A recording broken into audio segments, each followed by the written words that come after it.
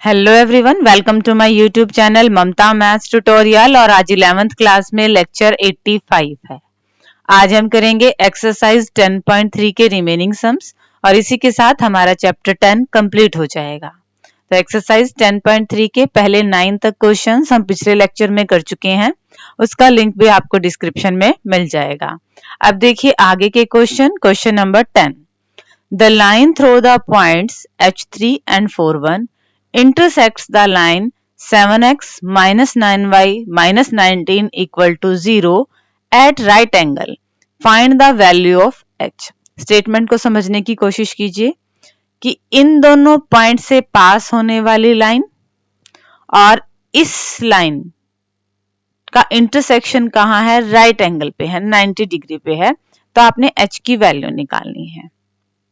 अब h की value निकालने से पहले हम क्या करते हैं, हमें जो गिवन लाइन की इक्वेशन दी हुई है इसे हम चेंज करते हैं y equal to mx plus c। क्यों चेंज करते हैं? क्योंकि हम इस लाइन का निकालेंगे स्लोप। तो हमने सिंप्लीफाई किया, y एक तरफ बाकी सारी टर्म दूसरी तरफ, और जो x का कोफिशिएंट था वो आ गया इस लाइन का स्लोप। नेक्स्ट चीज, हमें दो पॉइंट्स दे रखे हैं और दो पॉइंट से अगर कोई लाइन जाती है तो हमारे पास डायरेक्ट फॉर्मूला है उसका स्लोप निकालने के लिए। क्या? y2 माइनस में y1 अपॉन x2 माइनस में x1। तो इन दोनों पॉइंट से जो लाइन जाएगी हमने उसका स्लोप भी निकाल लिया। y2 माइनस में y1 अपॉन x2 माइनस में x1। सोल्व किया, 1 में से 3 गए माइनस के 2, 4 minus h as it is. अब दो स्लोप है हमारे पास और हमें क्या कहा गया है कि लाइन राइट एंगल पे 90 डिग्री के एंगल पे कट करती हैं, मतलब इनके स्लोप की प्रोडक्ट क्या आनी चाहिए? -1 आनी चाहिए। तो स्लोप की वैल्यू रख दीजिए 7/9, m2 की वैल्यू रख दीजिए -2 अपॉन में 4 माइनस h। क्या आएगा? -1। अब हमें सिर्फ इसको सिंप्लीफाई करना है और h की वैल्यू मिल जाएगी। मल्टीप्लाई कीजिए, 36 माइनस में 9h इक्वल टू माइनस में 1। आर पार गुना, माइनस के 36 प्लस में 9h इक्वल टू माइनस के 14। हमें h की वैल्यू निकालनी है तो h की टर्म एक तरफ बाकी सारी टर्म दूसरी तरफ।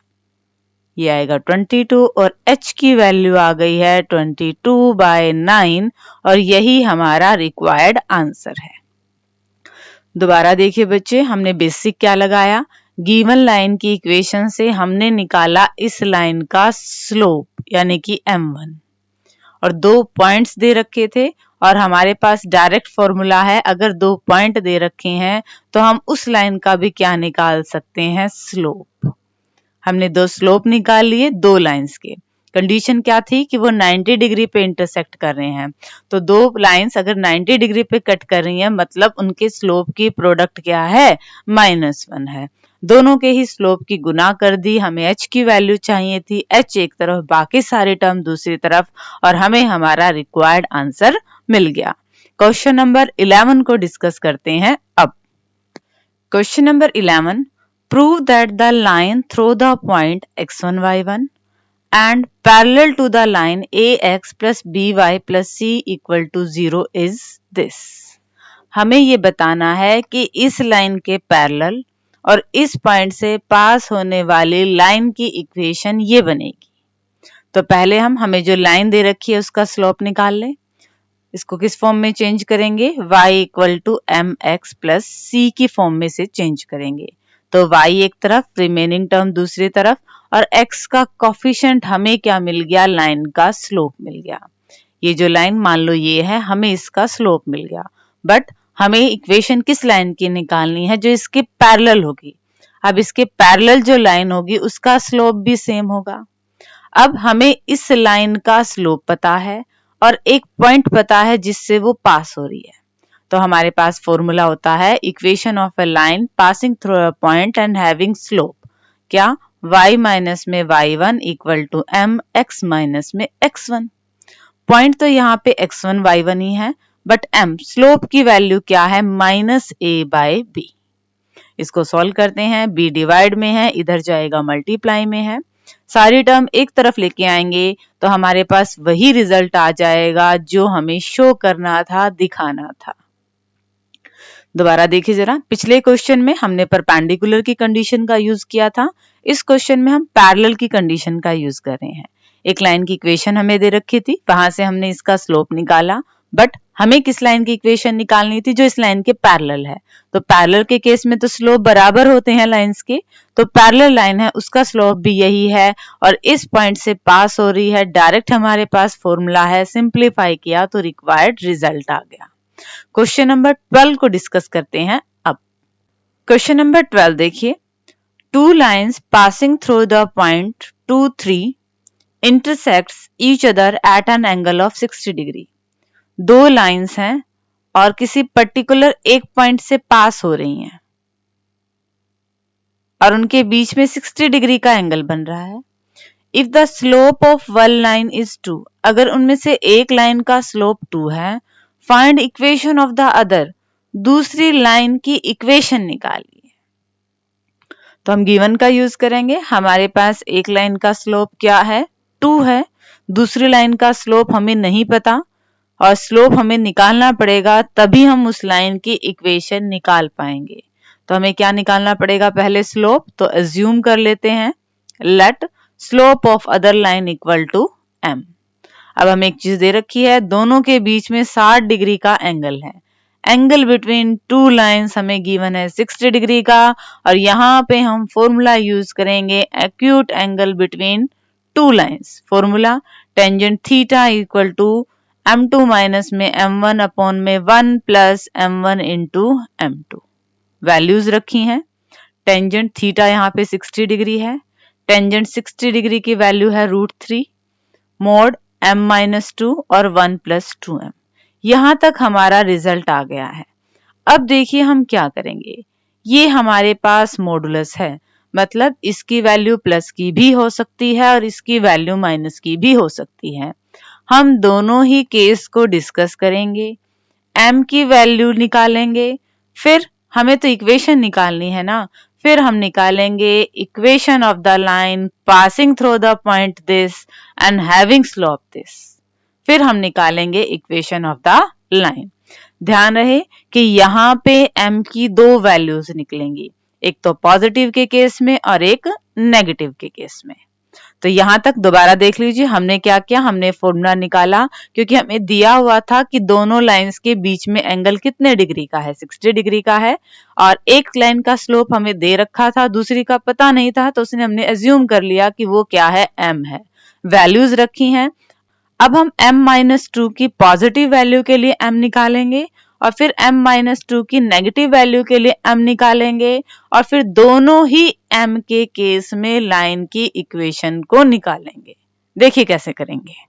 तो पहले हमने पॉजिटिव वैल्यू ले ली है, क्रॉस मल्टीप्लाई किया, हमें तो m की वैल्यू चाहिए, m एक तरफ, रिमेनिंग टर्म दूसरी तरफ, टेकिंग m कॉमन, m को एक तरफ रखा, सारी टर्म एक तरफ लेके आए, तो हमें m की वैल्यू मिल गई है। अब हम निकाल सकते हैं equation of the line passing through point this and having slope this.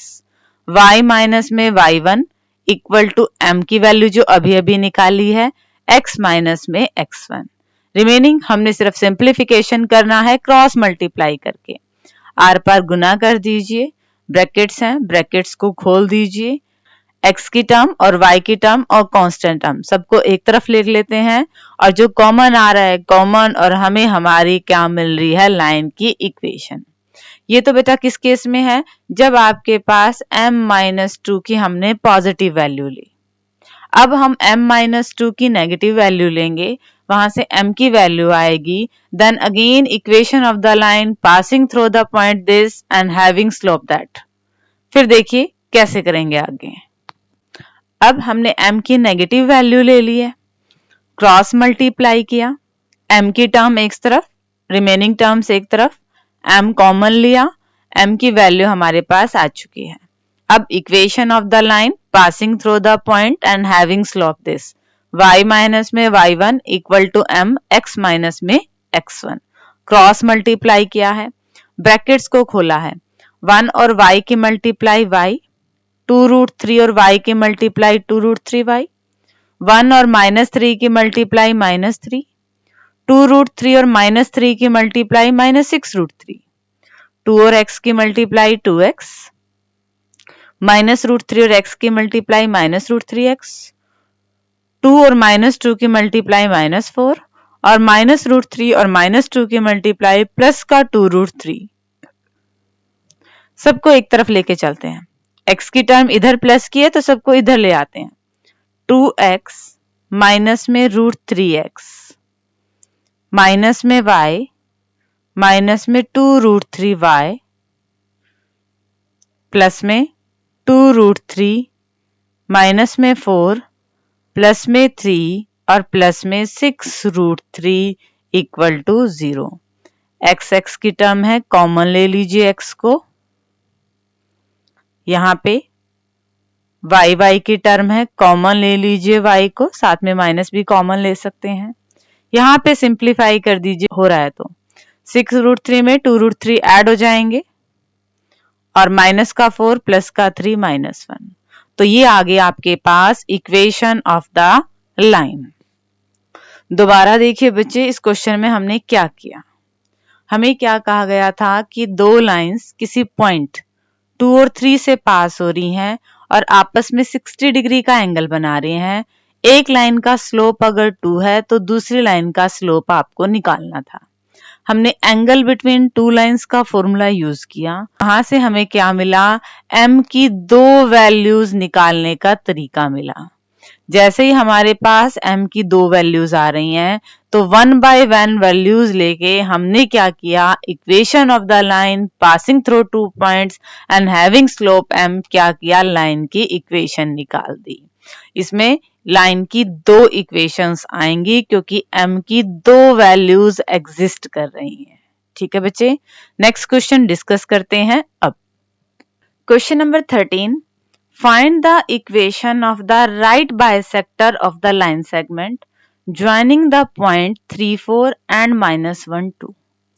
हमें क्या निकालना है, -1, 2 और 3, 4 इस लाइन को बाइसेक्ट करने वाली 90 डिग्री पे जो लाइन जा रही है, इस लाइन की हमें इक्वेशन निकालनी है। अब इस लाइन की इक्वेशन तब निकल पाएगी जब एक तो स्लोप हो और एक हमें कम से कम क्या मिले, पॉइंट मिले, ताकि पॉइंट स्लोप फॉर्म से हम क्या करें, इसकी इक्वेशन निकाल पाए। अब हम इस लाइन का स्लोप निकाल सकते हैं। जब हमारे पास दो पॉइंट्स गिवन है तो हम लाइन का स्लोप निकाल सकते हैं, y2 माइनस में y1 अपॉन x2 माइनस में x1। इस लाइन का स्लोप क्या आया, 1/2। जैसे ही इस लाइन का स्लोप आया, इसकी परपेंडिकुलर लाइन का स्लोप भी आ सकता है। इसे पलट दीजिए और साइन चेंज कर दीजिए। ठीक है, हमें इस लाइन का स्लोप मिल गया। पॉइंट कैसे निकालें, पॉइंट के लिए भी इसने कुछ दे रखा है, क्या कि बाइसेक्टर है ये लाइन, इस लाइन के मिड पॉइंट से पास हो रही है। तो मिड पॉइंट फॉर्मूला लगा के हम इस पॉइंट के कोऑर्डिनेट्स को निकाल लेते हैं। मिड पॉइंट का फॉर्मूला क्या होता है, अगर एक पॉइंट आपके पास x1 y1 है और एक पॉइंट आपके पास x2 y2 है, तो मिड पॉइंट के कोऑर्डिनेट कैसे निकलते हैं, x1 plus x2 divided by 2, y1 plus y2 divided by 2।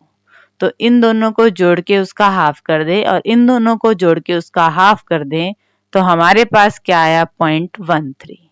अब हमारे पास पॉइंट भी है, हमारे पास स्लोप भी है, हम इस लाइन की इक्वेशन निकाल सकते हैं। Equation of the line passing through point this and having slope this, y minus में y1 equal to m, x minus में x1। सिंप्लीफाई किया और हमारा आंसर आ गया। दोबारा देखिए बच्चे इस क्वेश्चन को, हमें क्या कहा गया था कि दो पॉइंट्स को जो लाइन सेगमेंट ज्वाइन कर रहा है उसके मिड पॉइंट पे 90 डिग्री का एंगल बनाते हुए एक लाइन पास हो रही है। आपको इस लाइन की इक्वेशन निकालनी है। अब इस लाइन की इक्वेशन कब निकलेगी कि हमें या तो स्लोप मिल जाए और पॉइंट मिल जाए, फिर पॉइंट स्लोप फॉर्म का हम यूज करके निकाल देंगे। स्लोप कैसे निकलेगा, हमें जो गिवन पॉइंट्स दे रखे हैं वहां से हम इस लाइन का स्लोप निकाल लेंगे और जैसे ही इस लाइन का स्लोप मिलेगा, इसके परपेंडिकुलर लाइन का स्लोप हम निकाल लेंगे। ये लाइन कहाँ से पास होगी, हमें गिवन है क्या कि ये लाइन इसको बाइसेक्ट कर रही है, हाफ हाफ में डिवाइड कर रही है, मतलब मिड पॉइंट है। तो मिड पॉइंट फॉर्मूले से एस के कोऑर्डिनेट निकाल दिए, फिर फॉर्मूला लगा दिया equation of the line passing through point 13 and having slope -2 will be this. Simplify किया और हमें इक्वेशन ऑफ द लाइन मिल गई। क्वेश्चन नंबर 14 में देखते हैं क्या पूछ रखा है। क्वेश्चन नंबर 14 देखिए, मोस्ट इंपोर्टेंट क्वेश्चन है ये। Find the coordinates of the foot of the perpendicular from a point -13 to the line this. ये लाइन है 3x माइनस में 4y माइनस 16। इस पे किसी पॉइंट -13 से परपेंडिकुलर डाला हुआ है और आपने इस परपेंडिकुलर का फुट मतलब ये पॉइंट निकालना है जिसके कोऑर्डिनेट हमने क्या मान लिए x और y, यानी कि आपने x की वैल्यू निकालनी है और आपने y की वैल्यू निकालनी है, कोऑर्डिनेट्स निकालने हैं। क्वेश्चन को दोबारा समझिए, कह क्या रखा है। एक लाइन की इक्वेशन दे रखी है, उस लाइन पे किसी पॉइंट से जो परपेंडिकुलर डाला हुआ है उस परपेंडिकुलर के फुट के क्या करने हैं, आपने कोऑर्डिनेट्स निकालने हैं। तो हमने इन कोऑर्डिनेट्स को मान लिया x और y और अब हम निकालेंगे x और y की वैल्यूज को। गिवन का यूज करें, हमारे पास गिवन इक्वेशन क्या है लाइन की, 3x minus 4y minus 16 equal to 0। Again हम इसका स्लोप निकालने की कोशिश करते हैं, इसे y equal to mx plus c की फॉर्म में चेंज करके। हमने इसे y equal to mx plus c की फॉर्म में चेंज किया और हमें इस लाइन का मिल गया स्लोप। जब हमें इस लाइन का स्लोप मिल गया तो हम जो परपेंडिकुलर लाइन है उसका स्लोप निकाल सकते हैं। इस स्लोप को पलट दीजिए और साइन चेंज कर दीजिए। Let foot of the perpendicular be x और y। तो हमने परपेंडिकुलर के फुट के कोऑर्डिनेट्स मान लिए x और y और इनकी वैल्यू निकालेंगे। x और y मानने के लिए हमें क्या चाहिए, हमें दो इक्वेशंस चाहिए। एक तो हमारे पास लाइन है ही 3x माइनस में 4y माइनस में 16 इक्वल टू 0। दूसरी लाइन हम कहां से निकालेंगे, दूसरी लाइन निकालने के लिए देखिए जरा, हमारे पास दो पॉइंट है और दो पॉइंट से अगर कोई लाइन जाती है तो हम इसका स्लोप निकाल सकते हैं। स्लोप निकालने का फॉर्मूला y2 माइनस में y1 अपॉन x2 माइनस में x1। तो y2 माइनस में y1 अपॉन x2 माइनस में x1, ये स्लोप आ गया। बट स्लोप तो हम इसका ऑलरेडी निकाल चुके हैं ना, बिल्कुल निकाल चुके हैं। ये स्लोप किसके बराबर है, -4/3 के।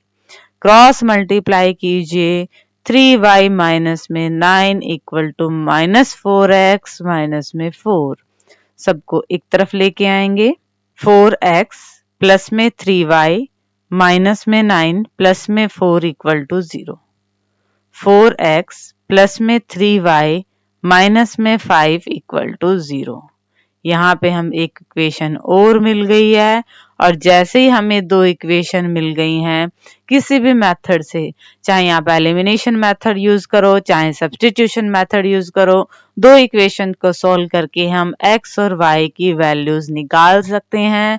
ये कैलकुलेशन पार्ट आप खुद करेंगे क्योंकि यही x और y की वैल्यू जो आएंगी ये आपका आंसर आ जाएंगे। दोबारा देखिए बच्चे, हमें क्या कहा गया था कि कोई लाइन है 3x माइनस में 4y माइनस 16, इसके ऊपर एक परपेंडिकुलर डाला हुआ है इस पॉइंट से। आपने जो परपेंडिकुलर इस लाइन को टच करता है इसका जो फुट है उसका कोऑर्डिनेट निकालना है। तो जो निकालना है उसी को हमने क्या मान लिया, x और y। लाइन की इक्वेशन गिवन थे, यहां से इस लाइन का स्लोप निकाला। जब इस लाइन का स्लोप निकल गया तो इसके परपेंडिकुलर जो लाइन है उसका स्लोप भी निकल गया। अब हमने इसी लाइन का स्लोप फॉर्मूले से निकाला, y2 माइनस में y1 अपॉन x2 माइनस में x1। ये भी स्लोप है और ये भी स्लोप है, दोनों को बराबर किया तो हमें एक इक्वेशन मिल गई लाइन की, और एक लाइन की इक्वेशन हमारे पास ऑलरेडी थी।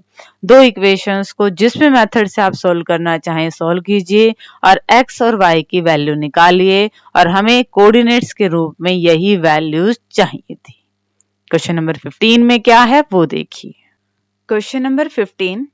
The perpendicular from the origin to the line y equal to mx plus c meets it at the point -1, 2. Find the values of m and c. क्या कहा गया क्वेश्चन में? किसी लाइन पे origin से कोई परपेंडिकुलर डाला हुआ है और वो इस लाइन को -1, 2 पे मीट करता है। आपको इस m और c की वैल्यू निकालनी है, तो हम गिवन का ही यूज करेंगे।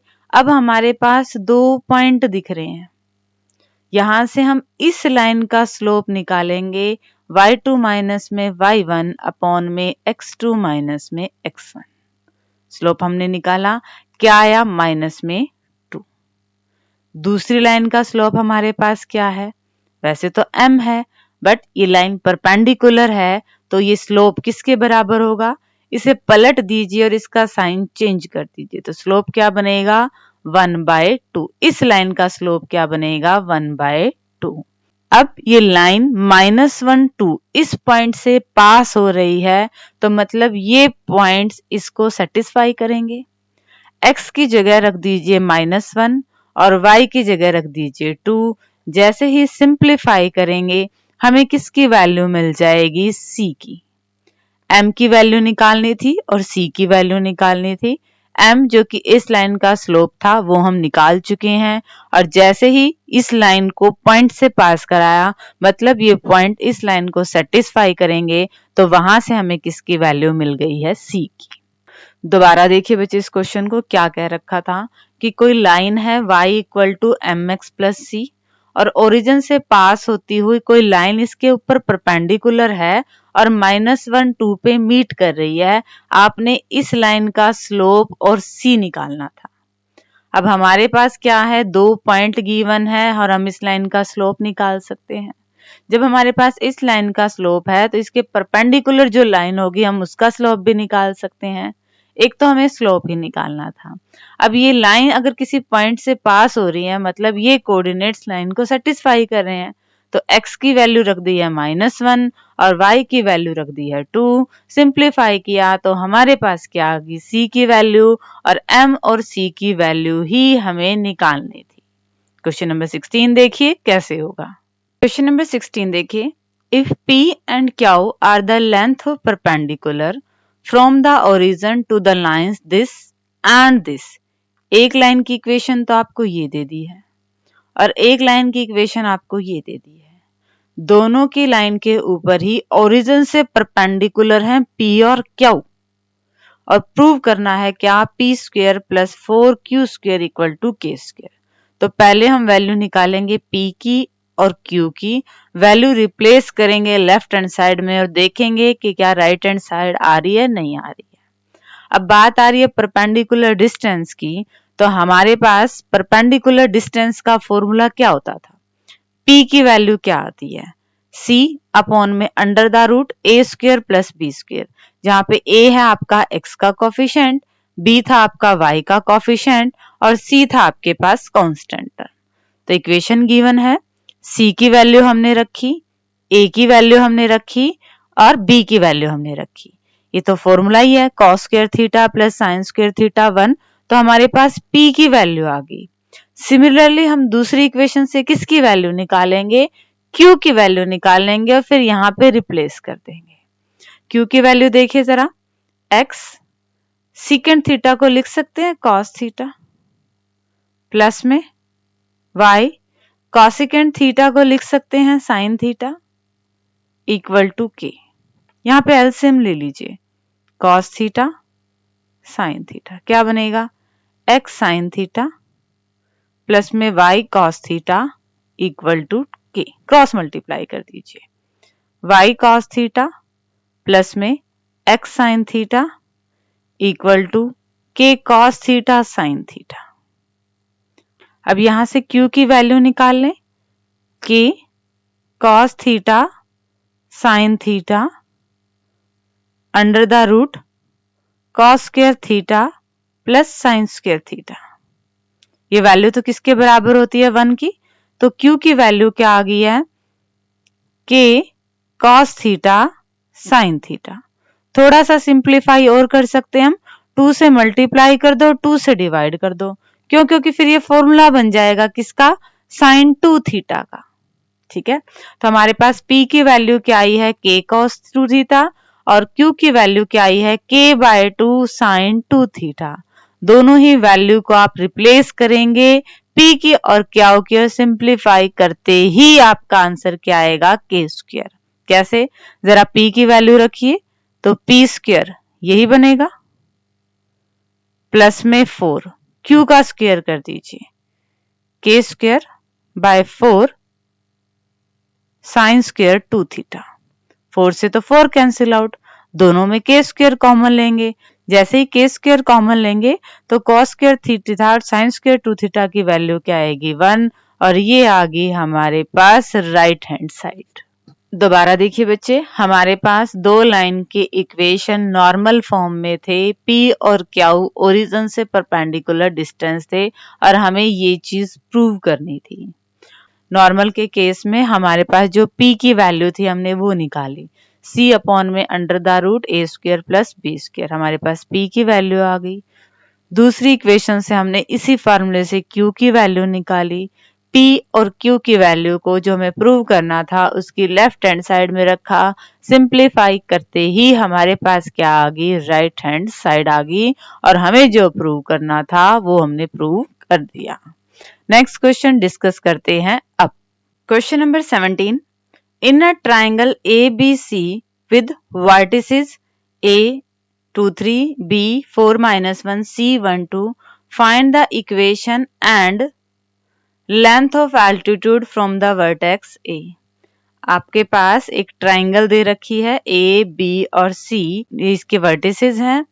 आपने क्या करना है कि इसमें जो वर्टेक्स A से एल्टीट्यूड डला हुआ है, ये जो परपेंडिकुलर डला हुआ है, एक तो आपने इसकी इक्वेशन निकालनी है और फिर इसकी आपने लेंथ भी निकालनी है। ठीक है, दो काम करने हैं। लेंथ निकालने के लिए तो हम फॉर्मूला लगाएंगे distance of A point from a line वाला। ठीक है, तो हमें लाइन की इक्वेशन चाहिए और पॉइंट चाहिए। पॉइंट तो है, हमें लाइन की इक्वेशन निकालनी पड़ेगी। लाइन की इक्वेशन कब निकलेगी, जब हमें उसका स्लोप पता होगा। देखो जरा, हमारे पास क्या है, बी पॉइंट है और सी पॉइंट है। जैसे हमें दो पॉइंट्स पता होते हैं, हम इस लाइन का स्लोप निकाल सकते हैं y2 माइनस में y1 अपॉन x2 माइनस में x1।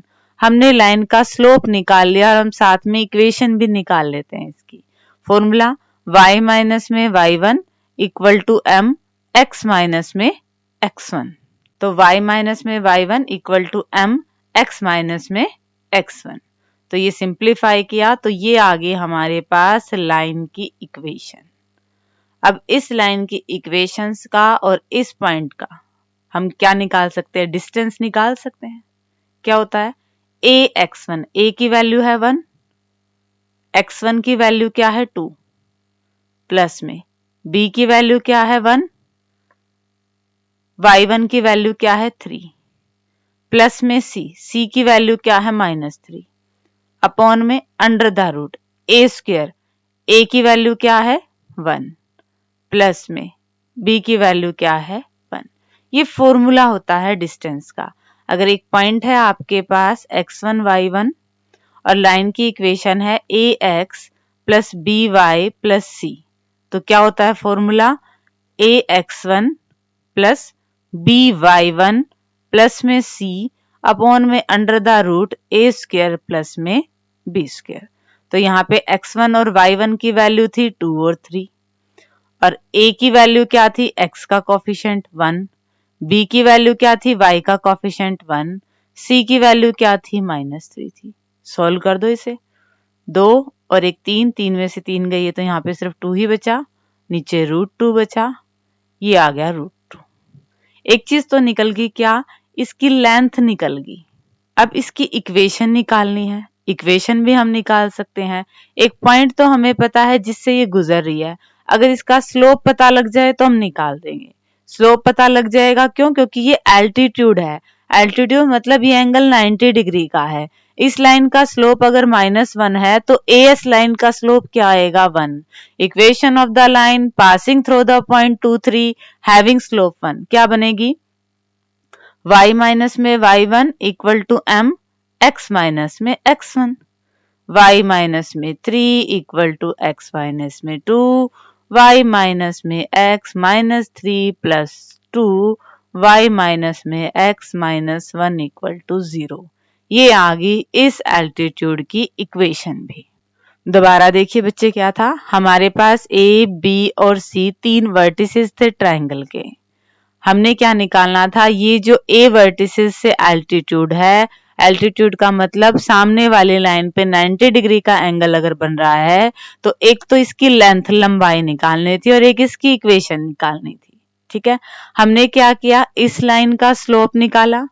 जब हमारे पास इस लाइन का स्लोप है तो इसके परपेंडिकुलर लाइन का स्लोप भी मिल सकता है। परपेंडिकुलर लाइन का हमारे पास स्लोप है और एक पॉइंट से पास हो रही है, तो equation of the line passing through a point and having slope m, हमारे पास क्या आ गया, डायरेक्ट आंसर आ गया क्या, equation of this line as। अब बात आ रही थी लेंथ ऑफ एल्टीट्यूड की, उसके लिए भी हमारे पास डायरेक्ट फॉर्मूला है। क्या, अगर एक पॉइंट है और लाइन है तो ax1 प्लस by1 प्लस में c अपॉन में under the root a square plus b square. इस फॉर्मूले से हम क्या कर सकते हैं, डिस्टेंस को कैलकुलेट कर सकते हैं। ये पॉइंट और लाइन के बीच का डिस्टेंस ही क्या है, लेंथ ऑफ एल्टीट्यूड है। और अब देखते हैं आज के लेक्चर का last sum. Question number 18, if p is the length of perpendicular from origin to the line whose intercepts on the axis are a and b, then show that this। आपको ये शो करना है, ये line है जो x axis को a पे और y एक्सिस को b पे कट कर रही है, और ये आपने क्या करना है, इस लाइन पे ओरिजिन से जो ये परपेंडिकुलर डिस्टेंस है ये p है, और आपने ये चीज दिखानी है 1 अपॉन में p square equal to 1 upon में a स्क्वायर प्लस 1 अपॉन में b स्क्वायर। तो दोनों पे ही एक्सिस पे इंटरसेप्ट कर रही है, तो इंटरसेप्ट फॉर्म देख ली, x by a plus y by b equal to 1। अब हमें इस लाइन की इक्वेशन मिल गई है, x by a plus y by b equal to 1। इसको ऐसे लिख सकते हैं, x by a plus y by b minus में 1 इक्वल टू 0। तो a की वैल्यू तो क्या आ गया, 1 बाय a, x का कोफिशिएंट होता है। b की वैल्यू क्या होगी, 1 बाय b, y का कोफिशिएंट होता है। c की वैल्यू क्या होगी, माइनस में 1। अब ओरिजिन से परपेंडिकुलर डिस्टेंस क्या है, p है, तो हमने क्या लगा दिया, डिस्टेंस का फॉर्मूला लगा दिया, distance of a point and a line. क्या होता है फॉर्मूला, अभी अभी जो पिछले क्वेश्चन में निकाला, ax1 प्लस by1 प्लस में c अपॉन में under the root a square plus में b स्क्वायर। अब पॉइंट क्या है, ये पॉइंट है, कोऑर्डिनेट्स क्या है, 0 और 0। a की वैल्यू रखी है, x1 की वैल्यू रखी है, b की वैल्यू रखी है, y1 की वैल्यू रखी है, c की वैल्यू रखी है, और अपॉन में अंडर द रूट a और b की वैल्यू को रिप्लेस किया है। ये तो 0 हो गया, ये 0 हो गया, -1 का मॉडुलस प्लस का ही लेंगे, 1 अपॉन में अंडर द रूट 1 अपॉन में a स्क्वायर प्लस में 1 अपॉन में b स्क्वायर। ये तो क्या था, p की वैल्यू आई है, हमें क्या करना है, 1 अपॉन में p स्क्वायर निकालना है। तो हमने क्या किया, इसे पलट दिया और स्क्वेयरिंग बोथ साइड किया, तो हमें जो प्रूफ करना था वही रिजल्ट आ गया है। दोबारा देखिए, यहाँ पे P आपको क्या दिया हुआ है, length of perpendicular from origin, एक तरह से परपेंडिकुलर डिस्टेंस दिया हुआ था। लाइन की इक्वेशन पता है, पॉइंट पता है, distance of A point from A line का फॉर्मूला लगाया है, वैल्यूज रिप्लेस की है, और हल्की सी कैलकुलेशन करते ही हमें जो प्रूफ करना था वो आ गया। इस टाइप के क्वेश्चंस में हमें जो शो करना होता है वो आता ही आता है, तो हमने उसी के अकॉर्डिंग अपना काम करना होता है। हमने डिस्टेंस का फॉर्मूला लगाया, p की वैल्यू आ गई, बट हमें ये काम करना था, p की वैल्यू को हमने पलटा और फिर क्या किया, उसका स्क्वेयरिंग किया। जैसे हमने स्क्वेयरिंग किया, हमारे पास रिक्वायर्ड रिजल्ट आ गया। तो बच्चे, इसी के साथ आपकी एक्सरसाइज 10.3 कंप्लीट होती है। होप कि आपको ये क्वेश्चंस अच्छे से समझ में आ गए होंगे। बेटा, इस टाइप के क्वेश्चंस की जब जब आप बार बार रिवीजन करेंगे तो आपको और बेटर समझ में आता जाएगा। Revision is must. ठीक है बेटा, डिस्क्रिप्शन में नोट्स हैं, नोट्स ले लीजिएगा। और आगे सिलेबस करने के लिए मेरे चैनल से जुड़े रहिए। इसे लाइक कीजिए, शेयर कीजिए, सब्सक्राइब कीजिए। Thank you.